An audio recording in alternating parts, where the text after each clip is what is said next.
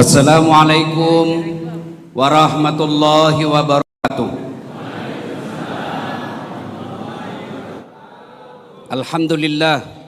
Alhamdulillahi rabbil alamin, wa bihi nasta'inu ala umurid dunya waddin.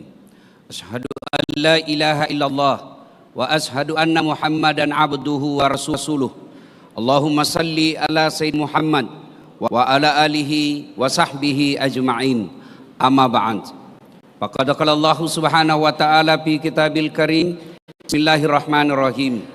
Ya ayyuhalladzina amanu dukhulu fis silmi kaffatan wa tattabi'u khutuwatis syaitan innahu lakum aduwwum mubin. Wahai orang-orang yang beriman, masuklah engkau ke dalam Islam secara sempurna, bukan Islam pencitraan, bukan Islam gimik-gimik, bukan Islam pilpres, bukan Islam pil caleg. Islamlah secara benar, dan janganlah ikuti langkah setan, karena sesungguhnya setan itu musuh yang nyata bagi kalian. Ketika Bapak Ibu mendapat undangan acara ini, sejak pertama dilihat undangannya, setan berusaha menggagalkan agar kita tidak datang. Setan itu paling tidak mau kalau kita dengar ceramah. Kenapa? Bocor rahasianya. Maka dia goda kita, "Ndak usah kau datang, ndak usah kau datang, cukup titip tanda tangan. Ndak usah kau datang, ndak usah kau datang, bisa kau lihat ceramahnya di YouTube." Alhamdulillah, san yang ada di ruangan berhasil kita kalahkan sehingga kita bisa hadir di tempat ini. Apakah setelah duduk di tempat ini setan menyerah? Tidak, goda lagi agar kita tidak dengar ceramah. Ndak usah dengar ceramah, ndak usah dengar ceramah. Pegang HP-mu, pegang HP-mu. Jadi Bapak Ibu yang pegang HP sesungguhnya kena godaan setan. Bagaimana Bapak mau dengar ceramah kalau sibuk begini? Sudah dikasih tahu, masih juga dia pegang HP-nya. Bukan lagi kena godaan setan, Bapak sudah jadi setan. Simpan dulu HP, simpan dulu ya, simpan dulu ya. Ibu-ibu simpan dulu ya. Ibu-ibu yang pegang HP-nya selama saya ceramah, saya doakan suaminya kawin lagi. Oh, baru dia simpan HP-nya. Simpan dulu ya. Pak, begitu saya hormatinya ini undangan Pak Kiai, guru saya geser acara saya, Pak. Untuk apa? Saya memuliakan undangan Pak Kiai. Maka tolong hargai juga perasaanku. Caranya simpan HP dulu. Ustadz, kita mau rekam. Kalau Bapak yang rekam gambarnya tidak jelas, suaranya bising. Bagaimana caranya Ustadz? Itu ada kamera saya bawa. Tuh. Saya bawa dari Makassar. Tapi kau bawa pulang nanti Ustadz. Don't worry. Nonton YouTube. Isra Mi'raj Kemendik Dasmen. Sudah itu jangan lupa like and share. Kenapa kau ketawa cowok? Kalau artis kau follow apa kau dapat? Coba jelaskan saya ini yang followernya artis. Apa kau dapat? Budaya hedon. Apa kau dapat? Perselingkuhan, tips-tipsnya. Apa kau dapat? Habis amalmu. Coba kalau artis kau follow, kelihatan pahanya, kelihatan dadanya, goyang, ten. Anda juga kau dikasih pegang, dikasih lihat-lihat saja. Coba kalau kau follow Ustadz, kau dapat ilmunya, ibadahmu bisa sempurna. Kau amalkan ilmunya, lebih pahala lagi.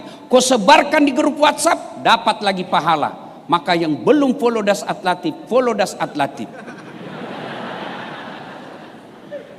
Wa qala idzan bismillahirrahmanirrahim. Innallaha wa malaikatahu yusalluna 'alan nabi. Ya ayyuhalladzina amanu sallu 'alaihi wa sallimu taslima. Sesungguhnya Allah dan para malaikatnya bersalawat kepada Rasulullah Muhammad sallallahu alaihi wasallam. Maka wahai orang-orang yang beriman, bersalawatlah kalian kepada Rasulullah dengan sebaik-baik salawat. Sadaqallahul azim, maha benar Allah dengan segala firman-Nya.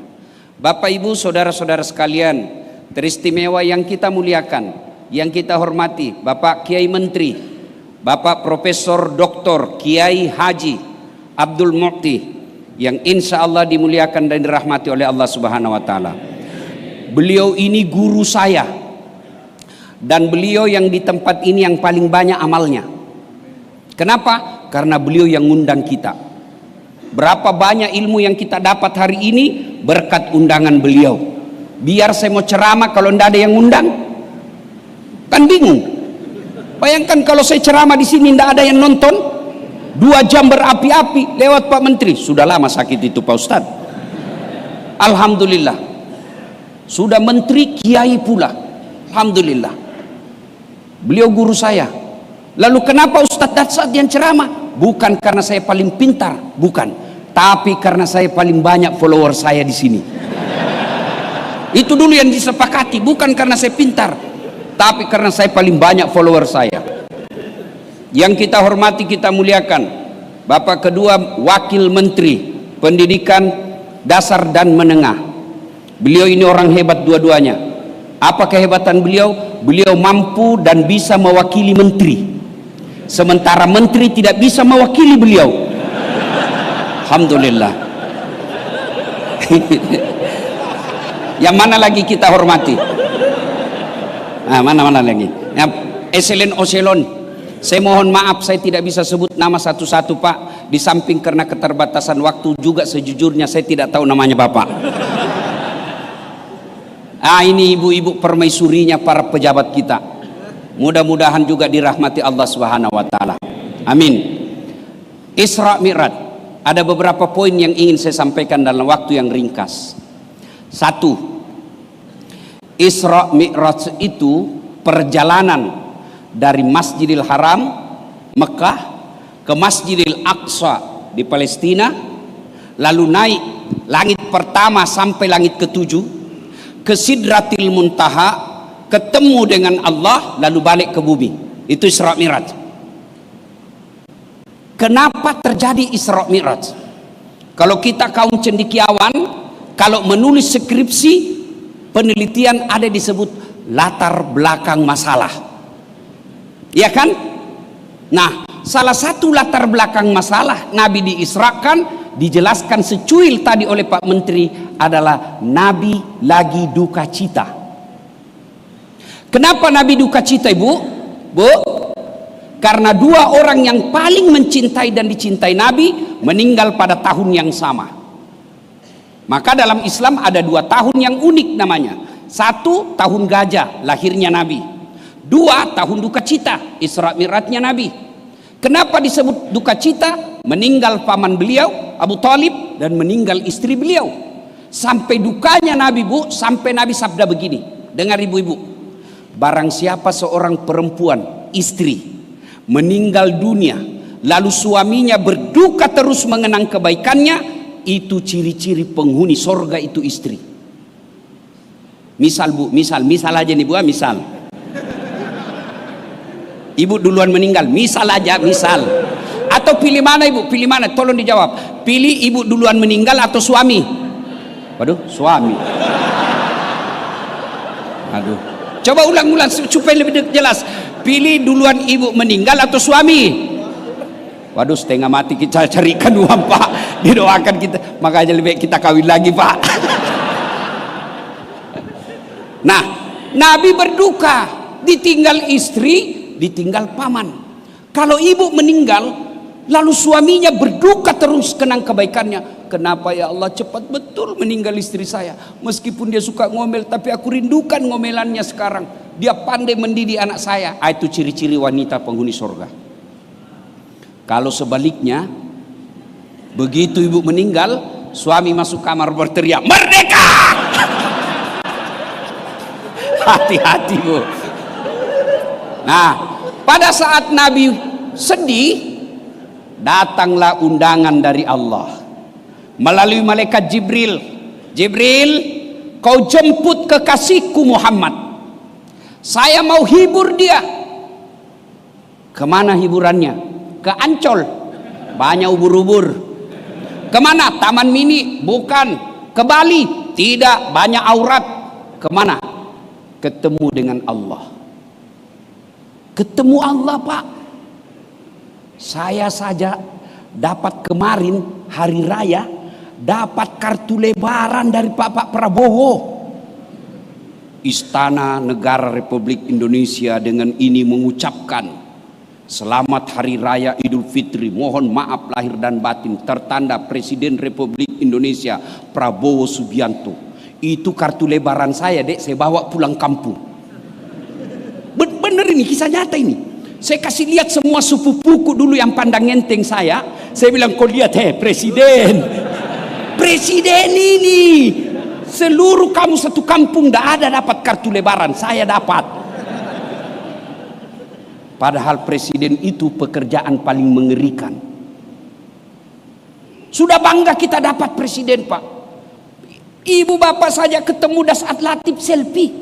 Selfie dulu Pak Ustadz. Ulang Ustadz. 3 kali ulang. Kabur Ustadz, dalam hatiku. Kamu yang kabur. Kita sudah senang. Gimana kalau Allah yang ngundang? Maka dijemputlah Rasulullah. Diundang Rasulullah ketemu dengan Allah.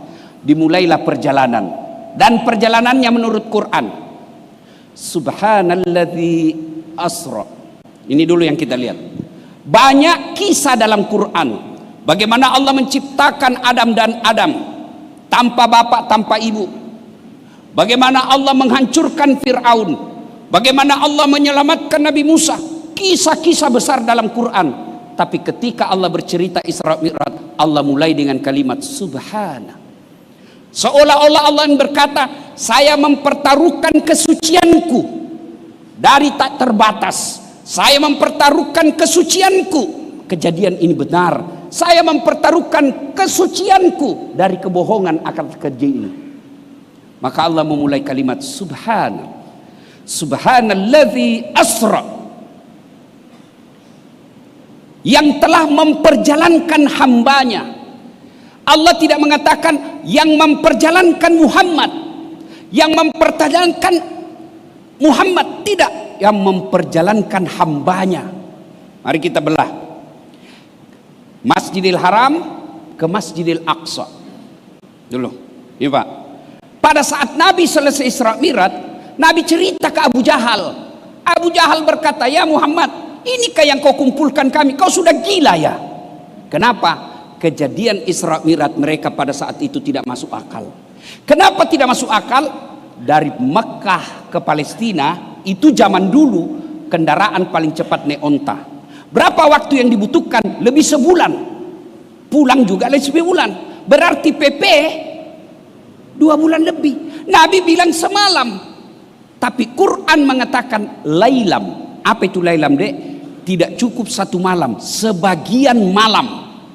Kalau 1 malam dari maghrib sampai subuh. Tapi Quran menjelaskan lailam. Lailam itu bahasa Indonesianya sebagian malam saja. Maka orang Arab tidak percaya.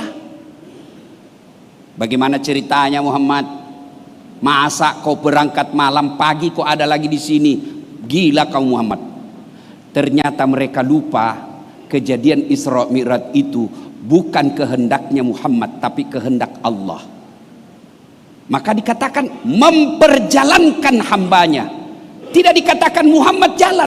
Kalau Muhammad jalan itu di luar rekayasa Allah. Tapi ini memperjalankan. Kita belajar bahasa Indonesia. Memperjalankan berarti Allah yang aktif, Nabi Muhammad terima beres. Sama saya. Saat ini saya diundang sama menteri. Karena saya diundang sama menteri, semua fasilitas ditanggung sama kementerian. Transportasi, akomodasi, konsumsi, termasuk itu. Tidak usah terlalu vulgar itu. Dan saya intip-intip tadi sudah ada di amplop. Saya belum ceramah sudah ada. Inilah enaknya kalau sama-sama penceramah. Masya Allah. Kenapa? Saya diundang. Pak Menteri ditugaskan presiden ke luar negeri, pasti negara yang tanggung. Kenapa? Ditugaskan. Allah yang manggil berarti Allah yang segala fasilitasnya. Itu pertama, kata memperjalankan. Yang kedua, Bapak Ibu, 3 hari yang lalu saya diundang pemerintah Kabupaten Langkat, Sumatera Utara. Saya berangkat jam 2 siang dari Cengkareng. Sampailah saya kurang lebih jam 4.30 sore. Perjalanan dari bandara ke Langkat 1 jam lebih. Jamaah mulai kumpul jam 10. Karena pesawat saya delay. Saya berangkatnya jam 2, sampai di lokasi acara jam 5. Saya ceramah langsung jam 5, selesai ceramah jam 6. Langsung balik lagi ke bandara, sampai di Jakarta belum jam 10 malam. Ternyata sampah sepengetahuan saya, di dalam gamisku ada semut. Tahu semut, Ibu?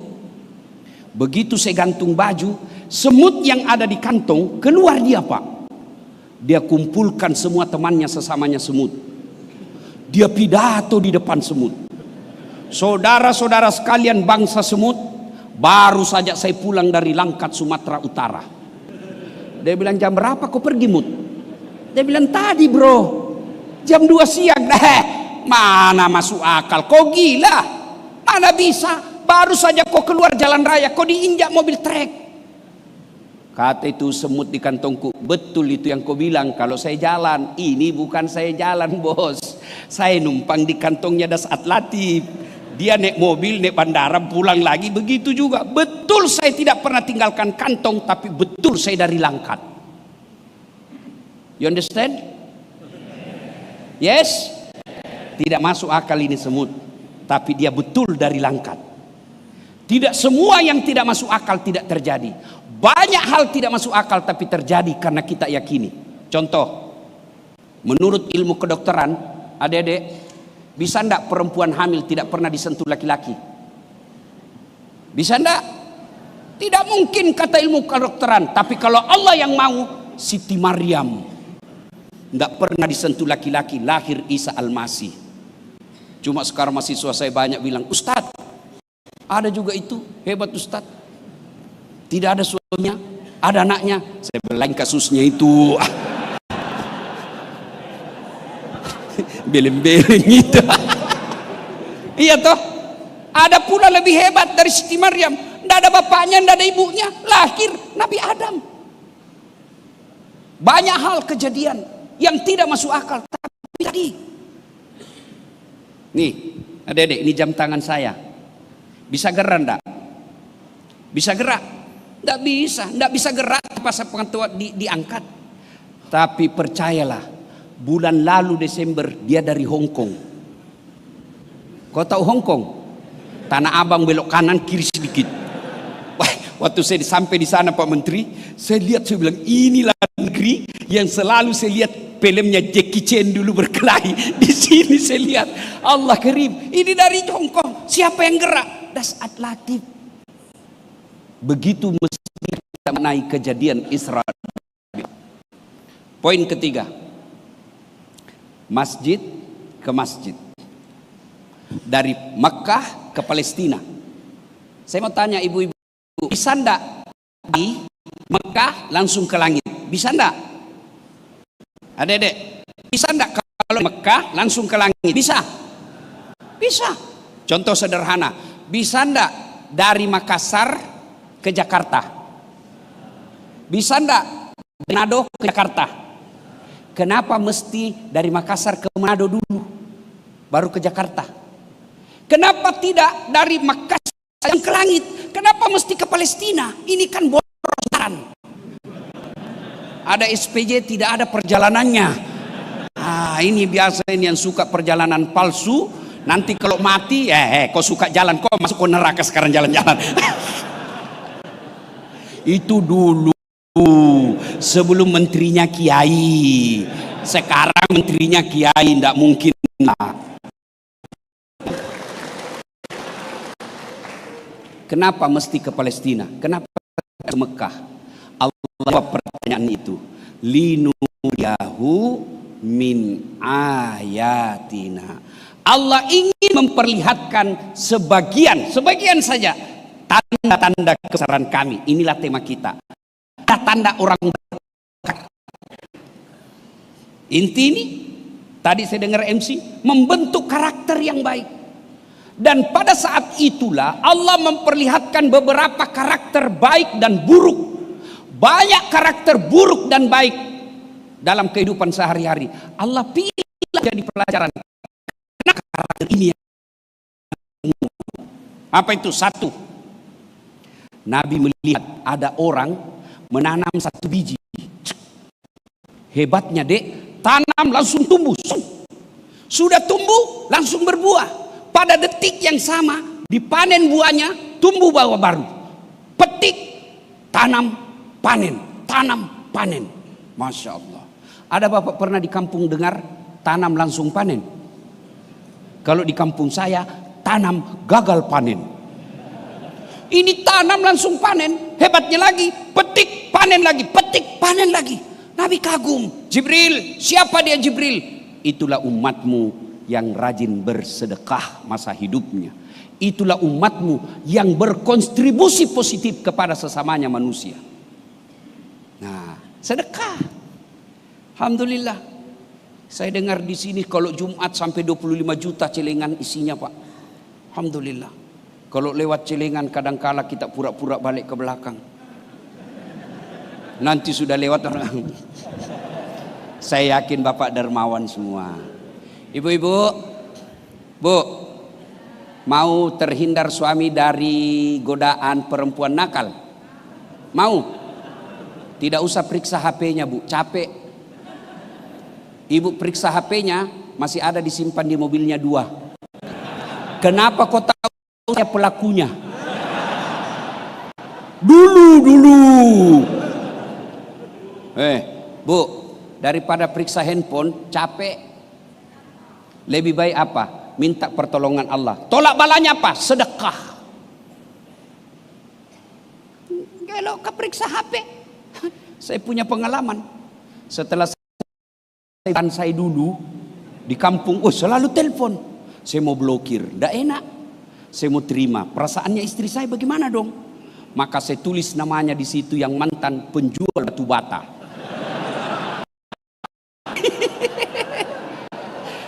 Pada saat saya lagi duduk-duduk, tiba-tiba telepon bunyi. Dan telepon itu ada di sampingnya mamanya Ece, istri saya. Langsung dia bilang, Ustadz, ada telepon. Saya bilang, dari siapa sayang? Penjual batu bata. Tidak boleh panik Pak, tenang. Karena kalau Bapak panik ketahuan. Saya santai saja. Angkat saya. Kenapa Ustadz? Itu tagihan. Perempuan kan paling takut tagihan. Amanlah saya Bu, selamatlah saya. Beberapa hari kemudian saya pulang ceramah. Sayangku, bikinkan dulu teh. Saya lagi sibuk Ustadz, ajar Ecek mengaji, bikin mie sendiri. Saya bikin, di mana gula? Ada di situ toples tulisannya. Sambil gula. Begitu saya tes, asin. Saya lihat baik-baik, tulisan toples gula isinya garam. Saya pergi komplain, kenapa kau tulis ini gula baru isinya garam? Dia senyum, dia bilang, handphonemu juga lain kau tulis lain isinya.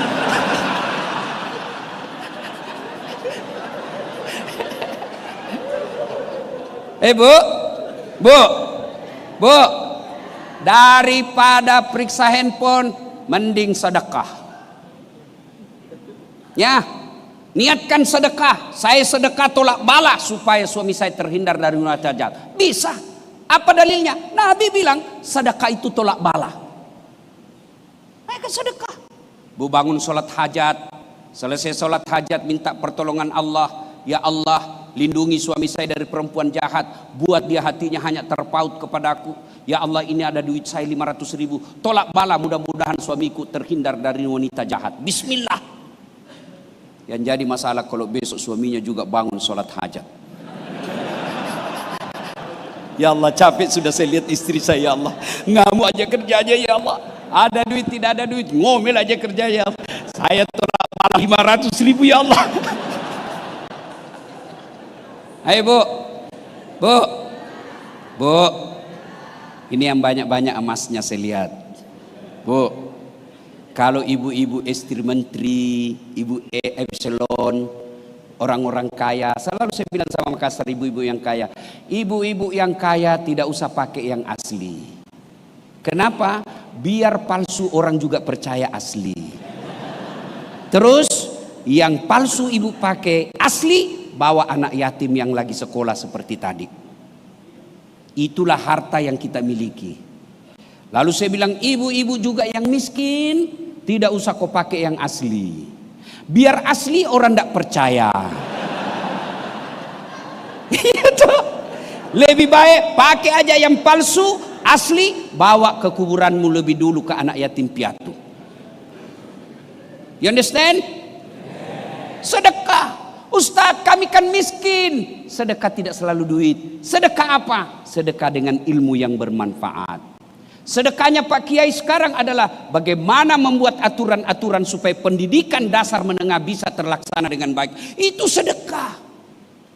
Sedekahnya kita pegawai di sini, datanglah efektif, efisien, bekerja dengan baik. Itulah sedekah kita. Sedekah tidak selalu duit, bahkan senyum sekalipun itu sedekah. Jadi kalau Bapak tidak bisa sedekah dengan duit, sedekah dengan senyum. Apa itu senyum? Kemaslahatan. Apa itu senyum? Ketentraman. Itulah yang disebut ciptakan yang Islam rahmatan lil alamin. Heran kita, sedekah tidak duit, tidak pernah datang berjamaah, ngomel aja. Sedekahlah dengan ilmumu. Kan saya selalu digoreng itu sama ustadz-ustadz yang sebelah. Saya dibilang ustadz tidak sunnah. Kenapa kau bilang saya ustadz tidak sunnah? Dia bilang buktinya kau tidak pelihara jenggot. Kau bicara maulid sunnah-sunnah. Kenapa kau tidak pelihara jenggot? Saya bilang mau di apa kalau tidak mau tumbuh? Cemen lu men. Hebat. Ayo ibu, sedekah. Sedekah kita ilmu. Sedekahnya kita para pegawai kerja yang baik. Itu sedekah. Ibu-ibu belajar sedekah nasi. Sedekah yang paling dicintai Allah diantaranya adalah memberi makan. Hari Jumat ibu bikin makanan. Kan ibu hari Jumat pasti masak. Senin sampai Senin lagi pasti kan masak. Maka ibu luangkan waktu. Bikin masak dengan sendiri. Nasi campur, nasi kuning, 5 bungkus. Bawa ke masjid. Tulis silakan nikmati. Yang makan ternyata Ustadz Dasat Latif. Selama Ustadz itu darah daging yang dimakan terbentuk gara-gara makanan ibu. Selama daging itu dipakai, selama itu ibu dapat kiriman amal. Itu sedekah kita. Maka sedekah tidak mesti duit. Sedekahlah adik-adik sekalian. Kalau Anda mau sukses, sedekah. Jangan pelit. Tidak ada orang bangkrut gara-gara sedekah. Tolong carikan, Bapak pernah dengarkah di medsos ada orang bangkrut gara-gara dermawan? Tidak ada itu. Yang bangkrut gara-gara pilkada, yang bangkrut gara-gara pilcaleg, yang bangkrut gara-gara selingkuh. Tidak ada orang bangkrut gara-gara sedekah. Adik-adik bersedekah, jangan tunggu kaya. Kalau tidak kaya wafat, tidak ada sedekah kita. Saya mau tanya ibu-ibu, halo ibu, bu, kalau ibu meninggal siapa yang pakai emasnya ibu? Bukan anak bu, istri kedua. Kawin lagi suamimu. Waktu ibu meninggal, tidak terlalu cepat kau tinggalkan saya. Dia ambillah cincin kawinnya, tidak mau keluar, dia kasih sabun. Sudah itu diambil lagi kalungnya. Ini saya waktu kita ulang tahun pernikahan 25. Diambil lagi gelangnya. Ini waktu umroh saya belikan kau gelang Dubai. Terakhir gigi palsumu pun dia buka. Sudah itu dia bungkus lah ibu. Dia bungkus sambil menangis dimasukkan dalam lelaci.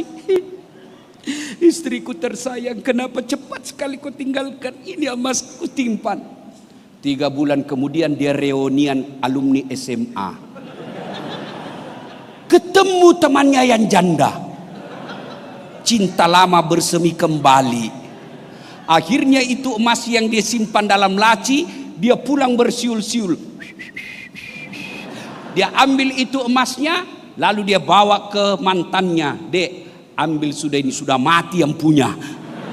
Dia tidak bilang lagi meninggal, mati. Bu, daripada diambil istri kedua, mending sedekahkan. Pak Menteri dia dengarlah ceramah saya ini, mamanya cek istri saya. Dia bilang, jadi kalau saya duluan meninggal Ustadz kawin lagi. Saya peluk dia, baru saya bilang, sayangku kau dengar baik-baik ya. Jangankan kau meninggal, masih hidup saja kau sekarang, saya selalu berpikir kawin lagi. Apalagi kalau kau sudah mati.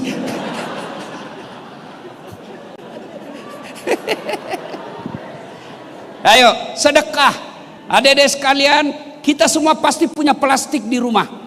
Adalah botol, ada lain sebagainya. Kumpul baik-baik, bersihkan, ikat secara rapi. Ketemu pemulung kasih, itu sedekahmu. Di sini saya lihat sandal susah. Dari tempat toilet ke tempat sini susah sandal. Kau beli sandal Jepang. Apa karena kalau di kampungku sandal Jepang namanya? Ya Swallow kan merek ibu. Ya itulah yang saya maksud, itu yang saya maksud. Kan murah, paling 15.000. Bapak beli 10, dicuri orang Ustadz. Berarti orang butuhkan. Berarti Allah ingin bapak tambah pahala. Coba deh mulai. Alhamdulillah, rajin semua bapak ini saya lihat rajin bersedekah. Begitu bapak meninggal, mobil belum tentu kita punya, rumah belum tentu kita punya. Bersedekahlah.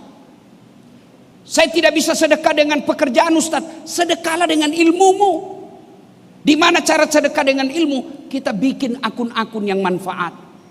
Kita lawan akun-akun yang merusak moral bangsa. Itu sedekah kita.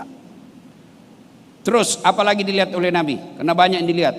Ada lagi muka, tangan-tangannya tangan manusia, kaki-kaki manusia, badan-badan manusia, tapi mukanya ular. Nabi bertanya, ya Jibril, siapa itu?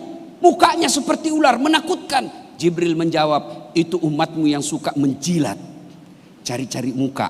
Ah, di kantor begini banyak.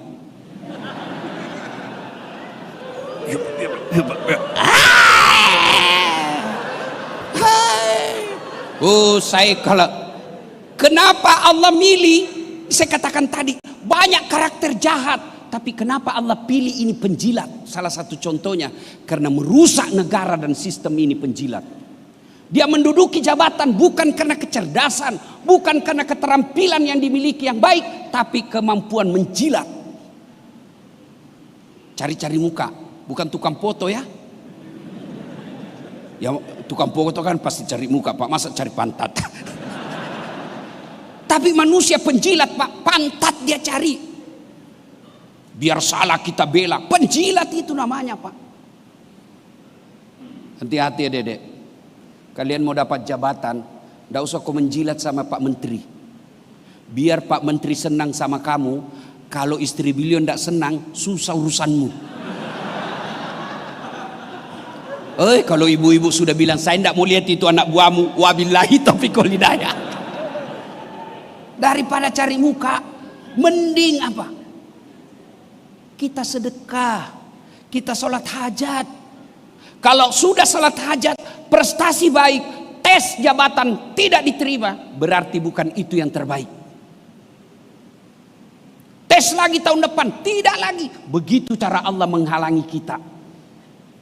Jangan bersangka buruk ketika berdoa, sangka baik. Contoh ya, pentingnya sangka baik. Anggaplah saya berdoa hari ini, ya Allah berikan saya privat jet, supaya saya bebas ceramah kiri kanan. Ya Allah berikan saya pesawat pribadi. Tiba-tiba minggu depan Allah kabulkan. Pusing kan? Di mana mau saya parkir? Iya toh? Di mana saya cari pramugarinya? Bagaimana kaptennya? Bagaimana apturnya? Jadi jangan sangka buruk. Ketika kau sudah ikuti jenjangnya, bagus kariermu, kau ikuti semua tahap demi tahap, lalu kau ikut tes tidak terkabul, percaya bukan itu yang terbaik buat kamu. Saya tamat SMA dek, daftar tentara, mau jadi akabri, tes fisik tidak lulus. Kenapa? Ceper. Jangan kau lihat-lihat Pak Menteri, ini kecil-kecil semua ini, boy lincah. Orang kecil-kecil, memang orang kecil-kecil itu Pak besar rezekinya. Waktu itu saya protes kepada Allah, ya Allah, kenapa kau tidak kasih lulus saya?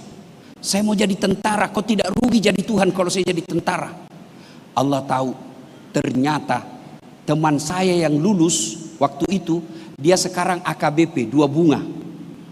Tugas di Polda Sulbar, reserse. Reserse itu pakai baret merah. Saya lulus pakai baret putih. Alhamdulillah dengan baret putih yang saya pakai, boleh baret merah sampai baret hitam saya ceramai semua. Ini.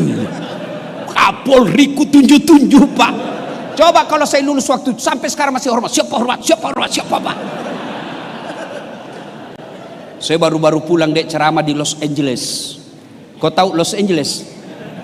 Ternyata di sana tentaranya kehormat begini. Kenapa? Semua untuk negara. Kalau kita hormatnya begini, semua untuk kantong.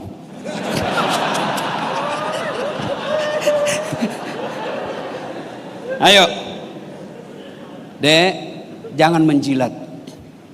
Orang tuamu jualkan kamu sawah waktu kuliah. Orang tuamu jualkan kamu warisan supaya kau jadi sarjana terhormat. Lalu kau rendahkan dirimu dengan menjilat-jilat. Rugi sekolah tinggi-tinggi. Tegaklah berdiri di kakimu dengan kepala terhormat karena kau punya kemampuan. Kalau kau tidak diakomodir, percaya bukan itu tempatmu yang terbaik. 3, apalagi dilihat Nabi. Ada lagi Nabi lihat manusia yang kukunya terbuat dari tembaga api neraka. Dia cakar mukanya, sakit tapi dia cakar, aduh sakit tapi dia cakar. Dia cakar semua perutnya, keluar isi usus-ususnya. Lalu dia makan bangkai orang mati di depannya. Jibril, siapa pula itu?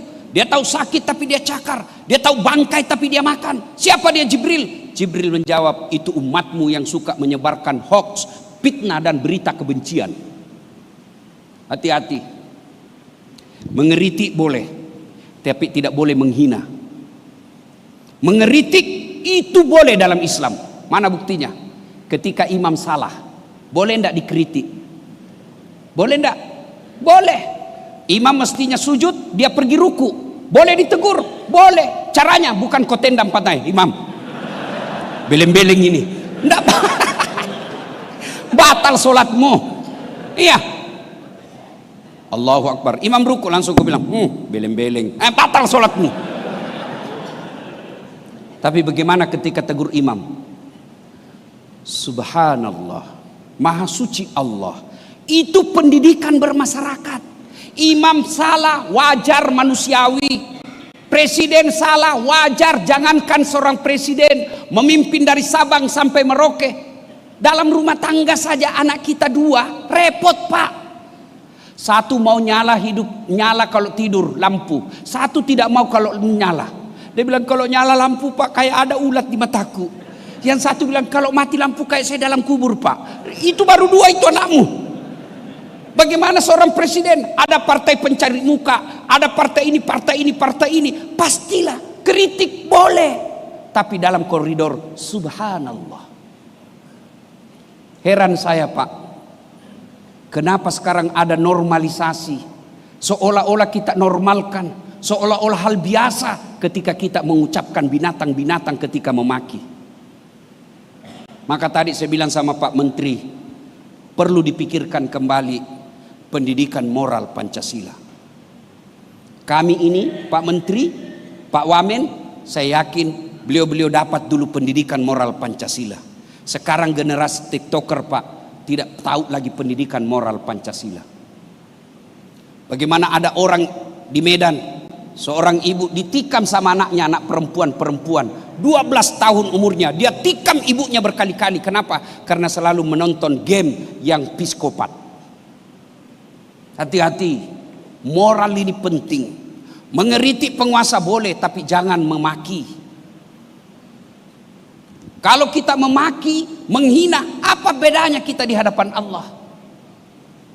Itulah bedanya Pak, orang fasik dengan orang beriman. Fasik itu pura-pura beriman. Kalau orang beriman, dia mengeritik, tetapi seperti yang diajarkan kata kalimat subhanallah tadi. Maka hati-hati, ibu-ibu, calon presidennya kalah, move on. Adik-adik, calon presidenmu kalah, biasa, ndak kiamat. Yang orang yang bertanding saja sudah akur, masa kita sampai sekarang ndak bisa akur? 2019 siapa yang bertanding? Bapak Prabowo dengan Bapak Jokowi. Siapa yang menang? Bapak Joko Widodo. Siapa menterinya? Bapak Prabowo. 2024 kemarin siapa yang bertanding? Bapak Prabowo. Bertanding dengan siapa? Anies Baswedan. Siapa wakilnya Anies Baswedan? Muhaimin Iskandar. Siapa yang menang? Bapak Prabowo. Siapa menkonya? Muhaimin Iskandar. Ngapain kita gaduh-gaduh? Semua niat mari kita baik. Koreksi boleh, tapi mari tetap kedepankan adab. Itulah bedanya kita orang beradab, orang beragama. Untuk apa ada Kementerian Pendidikan? Untuk apa ada Kementerian Kebudayaan kalau ini kita tidak kelola dengan baik? Penting adab. Puncak dari semua ilmu adalah adab. Banyak yang dilihat oleh Nabi, tapi waktu terbatas. Sampailah Nabi dari Masjidil Haram, Masjidil Aqsa, naik sampai berdialog dengan Allah. At-tahiyatul mubarakatuh salawatu thayyibatu lillah. Segala kebesaran, pujian-pujian hanya milik Allah. Lalu Allah menyambutnya, assalamu alaina wa ala ibadillahi salihin. Allah menyambut assalamu alaina ayyuhan nabi wa rahmatullahi wa barakatuh. Allah pun memuji Nabi, tapi di situ kelihatan hebatnya Nabi. Bukan cuma untuk keselamatan dirinya, di Nabi lanjutkan lagi assalamu alaina wa ala ibadillahi salihin. Bukan cuma saya ya Allah, berikan semua keselamatan buat orang-orang soleh. Di situ kelihatan Nabi tidak egois. Dia mengutamakan keselamatan buat kita semua. Melihat dialog ini, lalu malaikat menyambutnya, asyhadu an la ilaha illallah wa asyhadu anna muhammadar rasulullah. Itulah dialog ketika Isra Mi'raj. Adik-adik tahu dialog? Tahu dialog? Saya bicara, adik diam. Adik bicara, saya diam. Itu namanya dialog. Kalau bapak bicara, saya bicara, bukan dialog namanya itu, bertengkar. Bagaimana buktinya? Prakteknya Ustaz. Kalau dialog, jangan buru-buru baca tahiyat. Asyhadu an la ilaha illallah wa asyhadu anna muhammadar rasulullah. Itu dialog. Tapi kalau tahiyat barakatuh salawatu thayyibatullah, itu kok bertengkar, itu namanya itu. Ada anak muda sholat duhur cepat betul. Assalamualaikum. Dek, tidak sampai ke 2 menit saya lihat kau sholat duhur cepat betul. Apa dia bilang? Ustaz, kan sudah dihafal. Kalau sudah hafal, kalau soal hafal saja kau sholat cukup kau bilang saja begini, Allahu Akbar, Tuhan bacaannya sama kemarin, Assalamualaikum. Nah, poin berikutnya yang keempat, Nabi kan lagi duka, ketemu dengan Allah. Allah ketika duka nabinya, Allah tidak kasih perintah puasa, Allah tidak kasih perintah haji, Allah tidak perintah zakat. Apa yang Allah kasih? Sholat. Berarti adindaku sekalian, Bapak Ibu yang saya muliakan, ketika ada masalah, sholat inilah solusinya. Seperti ayat yang dibacakan tadi Pak Menteri. Ibu-ibu, percayalah tidak ada orang tidak ada masalahnya. Bohong itu kalau dia bilang tidak ada masalahnya. Coba lihat waktu kita kerja, coba lihat. Waktu kuliah apa masalahnya? Mau sarjana. Sudah sarjana selesai masalahnya? Enggak, mau kerja. Sudah kerja selesai masalahnya, mau jadi kepala bagian. Sudah kepala bagian selesai, muncul masalah baru, mau jadi kepala dinas. Sudah jadi kepala dinas, mau jadi sekda. Sudah jadi sekda, mau jadi bupati. Sudah jadi bupati, mau 2 periode.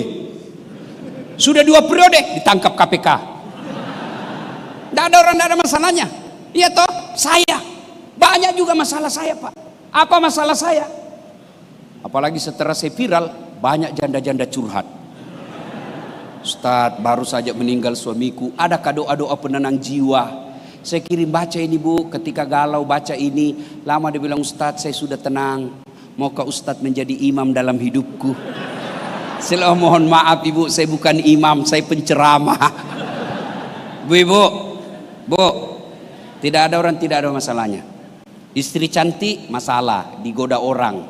Apalagi kalau suaminya jelek, lebih masalah. Berarti bagus kalau istri jelek Ustaz. Istri jelek dihina orang. Kita lagi yang malu jalan sama dia. Duluan aja dek, nanti kita ketemu di pesta. Iya toh? Semua orang punya masalah. Pak Menteri ada masalahnya, Presiden ada masalahnya. Jangankan sedulur-sedulur, jangankan kita yang banyak dosa. Kurang apa mulianya Nabi?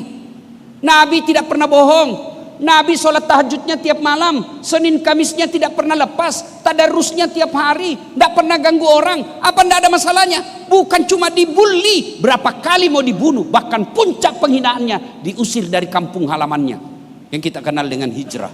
Itu Nabi, apalagi kita. Maka kalau begitu, bukan masalah yang jadi masalah. Masalah kita adalah bagaimana mengatasi masalah. Pegadaian lagi.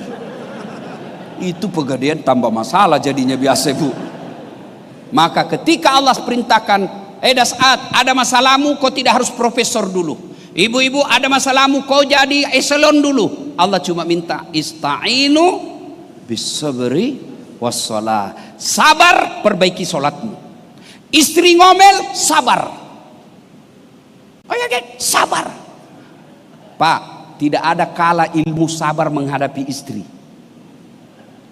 Apalagi kalau dia sudah bilang pokoknya, kau diam saja. Tidak ada gunanya kau jelaskan. Pokoknya diam saja. Dan itu perempuan celakanya ahli sejarah. Satu kali kau bikin kesalahan, tidak pernah dia lupa sampai kau mati. Sudah dijelaskan 2 tahun yang lalu, dia ulang lagi itu. Sudah dijelaskan, dia ulang lagi. Itu terus. Maka jangan buat sejarah. Oh, pernah dengar ceritanya ibu-ibu, suami dorong istrinya ke sumur. Kan ada ibu-ibu ngomel aja kerjanya. Dia bertanya sama saya di Makassar, Ustadz, kenapa suamiku tidak betah di rumah? Saya ceritakanlah anekdot. Bu, ada suami istri, istrinya suka ngomel aja kerjanya. Ada uang, tidak ada uang, ngomel aja kerjanya. Suatu ketika suaminya belikan perhiasan. Senang istrinya. Kata suaminya, Dek, kita pergi lihat sumur tua di kampung. Sumur tua ini sudah 400 tahun umurnya, Pak. Dalamnya 12 meter. Sampailah di sumur, karena gembira istrinya. Kata suaminya, Dek, kau lihat ada ndak airnya itu sumur? Ada, Bang, tapi dangkal. Maksudnya dangkal, Bang. Paling sampai di lutut. Dalam hati suaminya, aman berarti ini. Begitu dekat dengan bibir sumur istrinya, dia dorong masuk istrinya. Jatuh. Ngomel sudah kau di situ, ndak ku dengar juga. Ngomel kau sampai di situ, ndak ku dengar.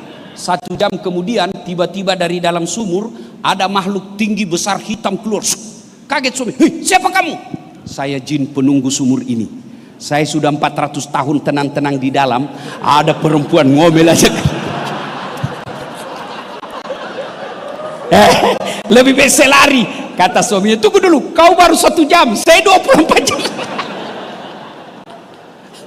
Ibu-ibu, Bu, paham kenapa suami tidak betah di rumah? Paham?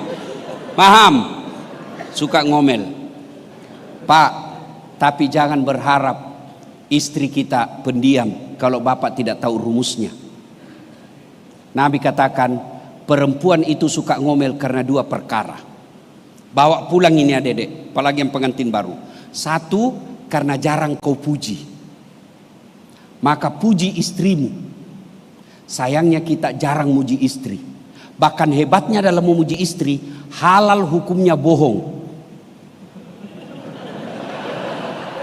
Iya kan ada 3 bohong dalam Islam boleh. Salah satu diantaranya, bohongnya seorang suami menyenangkan hati istrinya. Boleh bohong. Wih, kau makin cantik dek. Boleh. Dan hebatnya itu istri meskipun dia tahu kita bohong, dia tetap senang.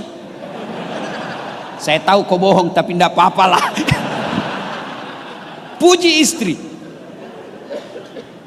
Makanya saya kalau istri saya ngomel tuh saya peluk-peluk lalu saya menyanyi, bila kamu di sisiku hati rasa syahdu. Masih ngomel saya peluk lagi lalu saya menyanyi, insaflah wahai manusia. 2, penyebab perempuan suka ngomel. Amalkan ya adek ya. 1, puji istri. Yang kedua, kasih hadiah. Sayangnya kita jarang kasih hadiah.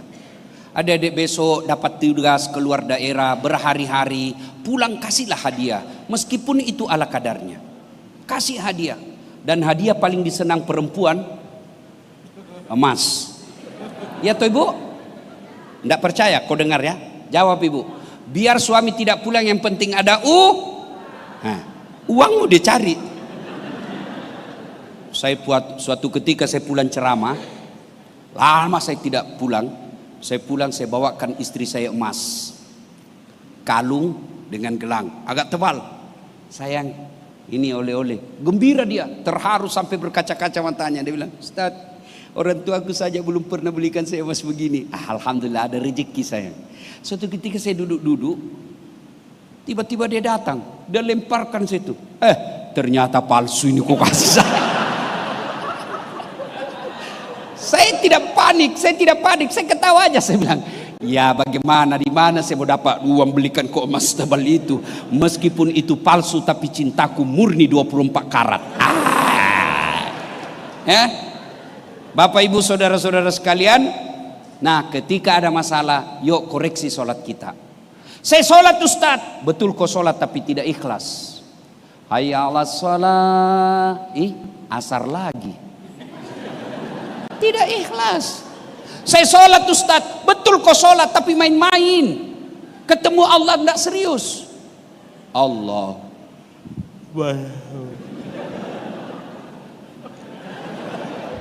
Siratal ladzina an'amta 'alaihim. Kau ketawa karena kau semua pelakunya toh. Sholat tidak, saya biasa heran lihat orang sholat, kok ketemu Allah begitu. Allahu Akbar.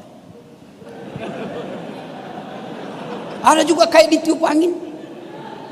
Kalau begini cara sholatnya mas, pantas 30 tahun kau sholat kau tidak bisa lepas dari kredit. Kenapa? Tidak ada susahnya bagi Allah perbaiki hidup kita ini. Kalau mau baik dunia dek, sholat disempurnakan.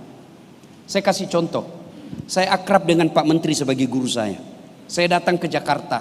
Assalamualaikum Pak Kiai. Ya Ustadz, saya lagi di Jakarta ini mau keliling-keliling, tapi tidak ada mobil saya Pak Kiai. Pak Kiai telepon ajudan. Ajudan, siap Pak Menteri. Itu ada Ustadz Dasad di bandara. Tolong kau bawakan mobil, full tangki, sopir, jangan lupa kasih pembeli hadiah.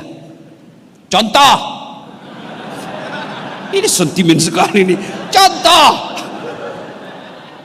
30 menit kemudian datang ajudan. Bawa mobil dengan lengkap, ada juga pembeli hadiahnya. Contoh. Pak Ustadz, ada kiriman dari Pak Menteri. Selesai urusan saya soal mobil. Kenapa? Saya akrab sama yang punya mobil. Sebaliknya, tidak pernah ketemu, tidak pernah kelihatan, tidak pernah tahu, tidak pernah lihat muka, tidak pernah dengar nama. Telepon datang dari Sulawesi. Tapi Pak Menteri, Assalamualaikum, saya lagi di bandara, tolong pinjam mobilnya. Siapa ditelepon Pak Menteri? Kapolres. Telepon, tangkap itu. Tukang tipu itu. Tidak pernah sih kenal pinjam mobil, pasti tukang tipu. Begitu juga dalam hidup ini. Kalian muslim, tapi tidak pernah datang sholat. Sholatnya ke masjid hanya hari Jumat. Itu pun paling terlambat datang, paling cepat pulang. Orang khutbah kau tidur. Begitu ada masalah, ya Allah capek saya sudah hadapi hidup ini, ya Allah capek saya, ya Allah. Allah berfirman, malaikat karena sudah capek cabut nyawanya. Perbaiki sholat. Tidak ada susahnya bagi Allah berikan kita. Maka makna terpenting dari Isra Mi'raj sesungguhnya adalah sholat. Saya sudah sholat Ustaz, jangan puas sampai di situ, hidupkan salat jamaah. Alhamdulillah tadi saya sholat duhur, wah, masya Allah. Pak, kalau Bapak sholat 5 waktu, selalu di masjid, Bapak tidak pernah ganggu orang, kerja dengan disiplin, tupoksinya dilaksanakan, Bapak kemudian tidak pernah ganggu orang. Apa alasan Allah tidak mengabulkan doa kita? Yang orang jahat saja Allah kasih, masa kita yang taat tidak dikasih? Dan kalau tidak dikasih, hakul yakin yang kita minta tidak baik. Maka saudara-saudara sekalian, perbaiki sholat. Karena Isra Mi'raj itu hadiah terendingnya adalah menunaikan ibadah sholat. Ibu bapak saudara-saudara sekalian, banyak yang ingin kita sampaikan, tapi waktu jualah yang membatasi kita. Pada akhirnya, makna terpenting dari Isra Mi'raj itu ada 2. Isra, hubungan horizontal kepada sesama manusia.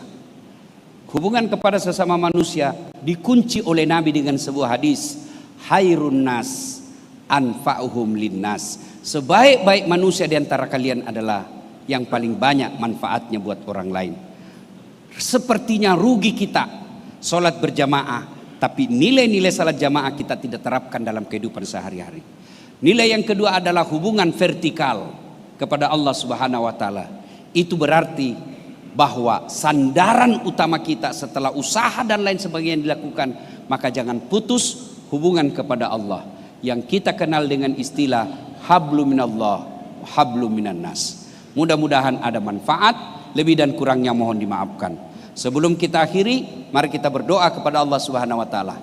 Kita awali dengan mengirimkan suratul Fatihah kepada Rasulullah Muhammad sallallahu alaihi wasallam.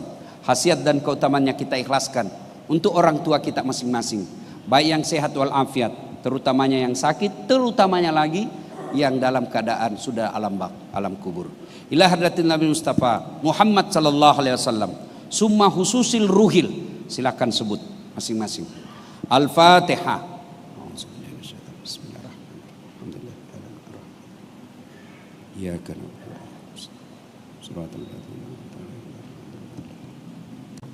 Amin. Allahumma ghfir lil mu'minina wal mu'minat wal muslimina wal muslimat al ahya'i minhum wal amwat innaka sami'un qaribun mujibud da'wat wa kadiyal hajat.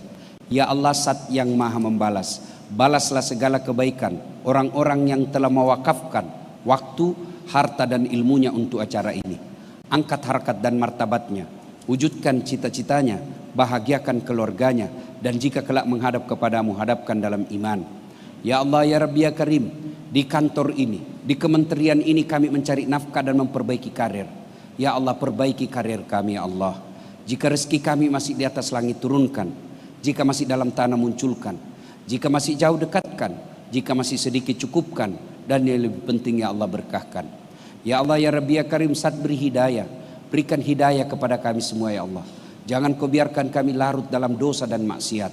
Ampuni dosa dan kesalahan kami ya Allah. Kami kemana lagi mohon ampun kecuali kepadamu. Karenanya dengarkan dan kabulkan doa kami. Rabbana la tuzigh qulubana ba'da idh hadaitana wa hab lana min ladunka rahmah innaka antal wahhab. Rabbana atina fid dunya hasanah wa fil akhirati hasanah wa qina adzabannar. Subhana rabbika rabbil izzati amma yasifun wa salamun alal mursalin walhamdulillahi rabbil alamin. Terima kasih.